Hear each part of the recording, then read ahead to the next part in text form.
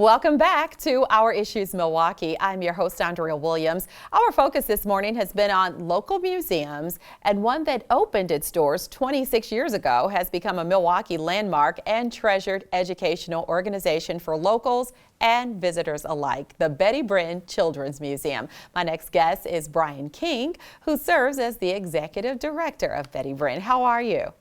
I'm great. Thanks so much for having me today.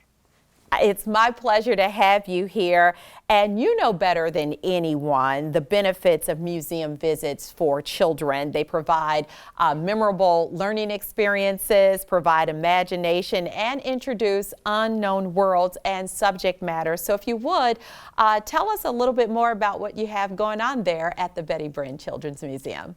Well, we are just so thrilled to be open again after a 14-month closure. And so now that we're back, we've got kids, the soul of our experience, coming back into the museum and enjoying all the various exhibits and experiences that we have. And so quite a bit that we have on offer is very similar to how it was in the before times. We still have Hometown, which is just a beautiful place for kids to go and role play, to get their siblings and their parents involved in making pizza or shopping at the Sendix or going to the bank.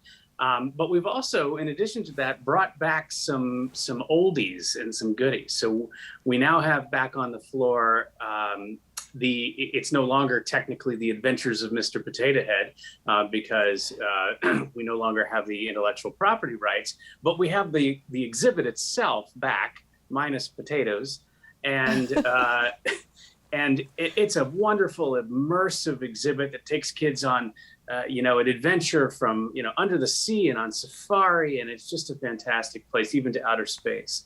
So it's just a relatively small museum packed with really big experiences.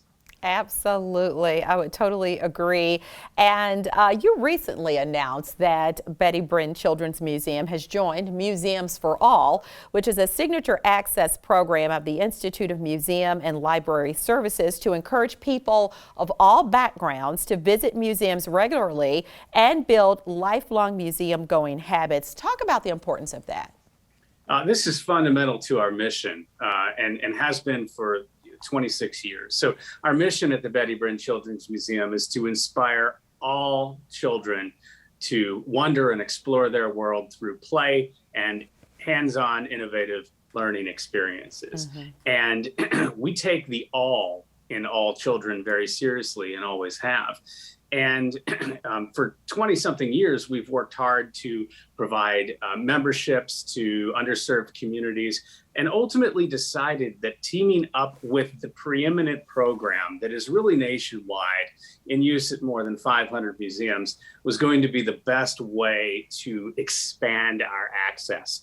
So now it's not just through significantly reduced cost memberships that you can become a member of the museum without regard for what your income might be, but we also have the ability to come for a reduced price general admission ticket at $2 instead of the $11 as it is.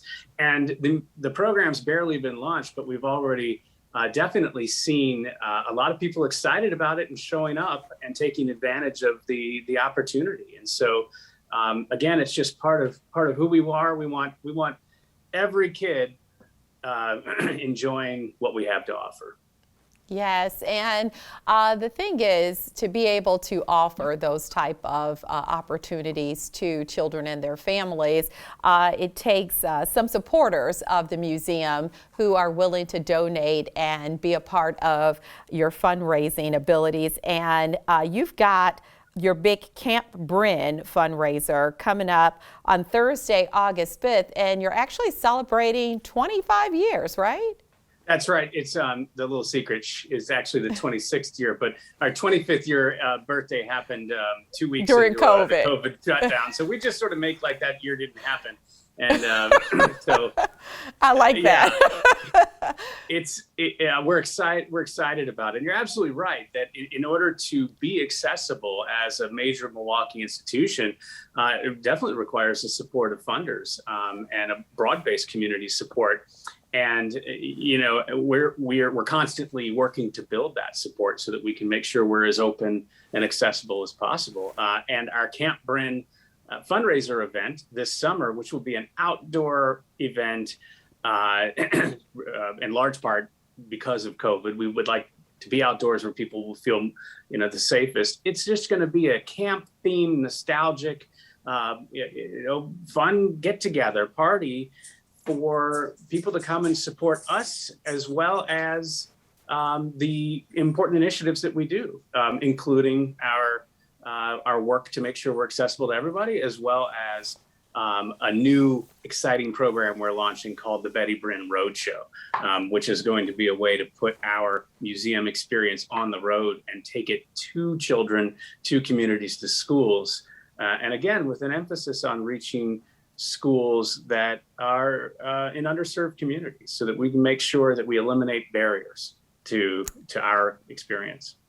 I love that. And one thing about it, you did mention hometown, which is your kid-sized community, I would say.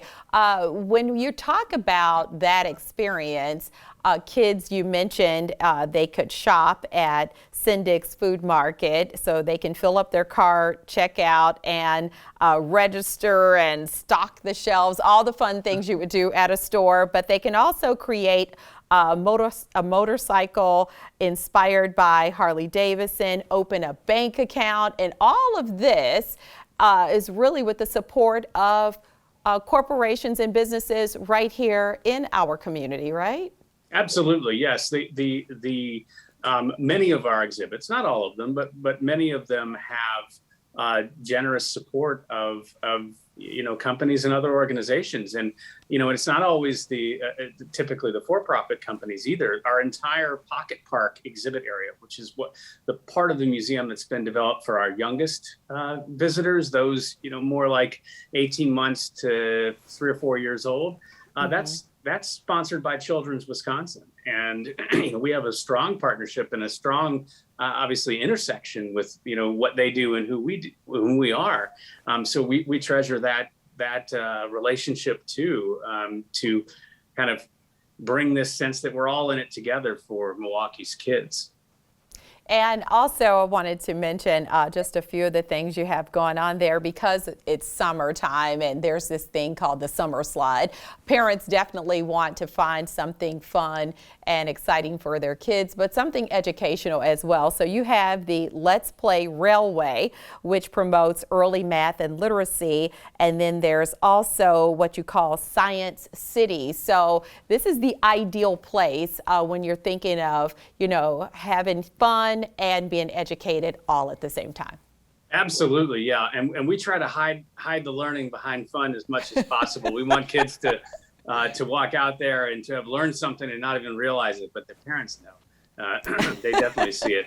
And I would also mention that our Be a Maker space is a place where our educators are guiding kids through real hands-on activities. And so unlike other parts of the museum that are really self-guided free exploration, the Be a Makerspace activities, you get not somebody telling you where to go, but somebody kind of walking along the side of you, helping you navigate a challenge or do something, new and interesting with your hands.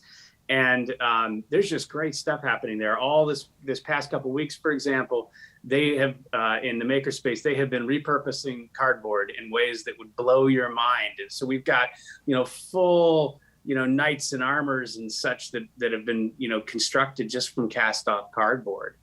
So there is a kind of a second life to the cardboard component to this too. And then obviously things get recycled at the end.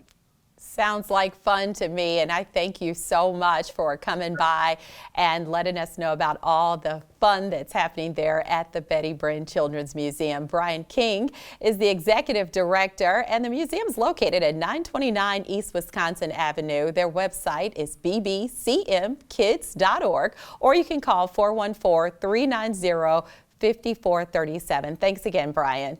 Thank you so much. That's going to do it for today's show. I'm your host, Andrea Williams. As always, thank you for watching, and I hope you join us again next week as we take another look at our issues in Milwaukee. Have a great day.